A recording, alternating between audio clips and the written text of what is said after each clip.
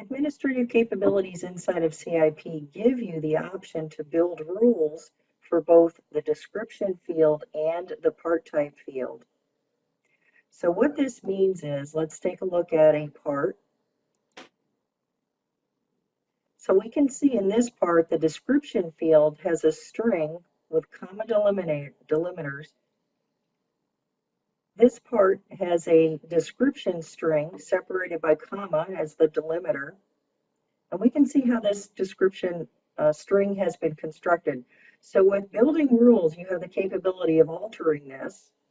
There is a default rule that comes with CIP when it's installed. You could come in and edit this if you wanted to rearrange this or if you wanted to construct a different string. The other one that we can look at is the part type field. Now this determines where in the structure of the database this particular part will reside. And this also helps us when we're searching. All right, so let's take a look at the building rules. And this is in the administrative menu. And I can see in the administrative build rules, I have access to the part type and description rule for each table. For example, let's take a look at the description rule for the capacitors table, and I'm just going to select edit.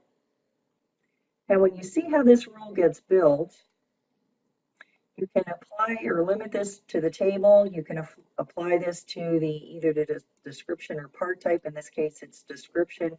Here I can set my block delimiter, and I can also decide what type of block I want this to be. And as we can see from the output values, how this string is actually going to appear when we populate this with data, when we build this rule automatically. And I'm going to show you that very shortly. But this is telling CIP that if this particular field contains data, we want the value from the field to appear in the output string. And that field information would be the dielectric type. If there is no dielectric type here, then we want there to just appear 2 dashes.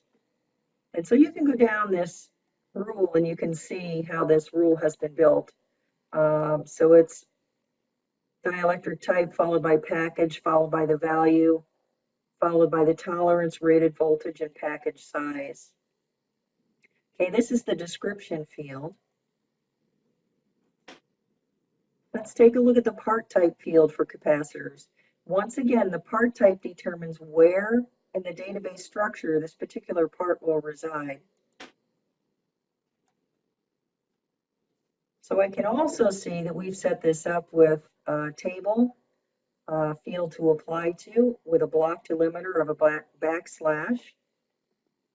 And I can also see that the first one is going to be the dielectric type, followed by package type and then package size. So this is really going to control the subcategories that are existing underneath my capacitors table. And I'm also going to show you how this appears when you're looking in also CIS Explorer as well as CIP. So let's go back now and see how this appears when we're looking at a capacitor.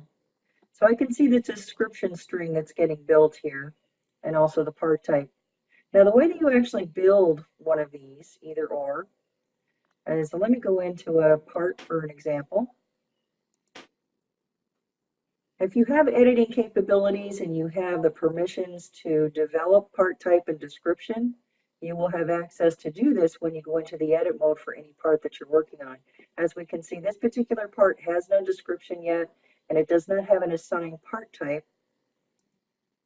So in the edit mode, what happens is these fields become available for me to enter data.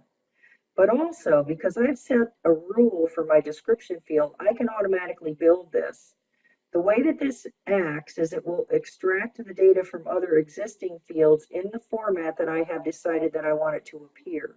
So if I can go ahead and select my auto build, and my string will automatically appear in the format that I have ordered it to do so. The same thing with my part type. Right now my part type is unassigned,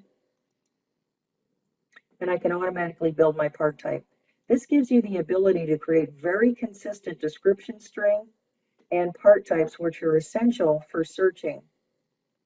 the way that this appears in CIS Explorer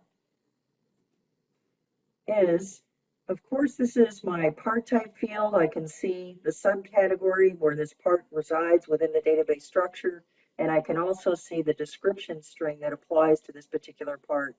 And of course, here's my other database structure. I can see the table, I can see the subcategories or part types that have been created in order to house this particular part.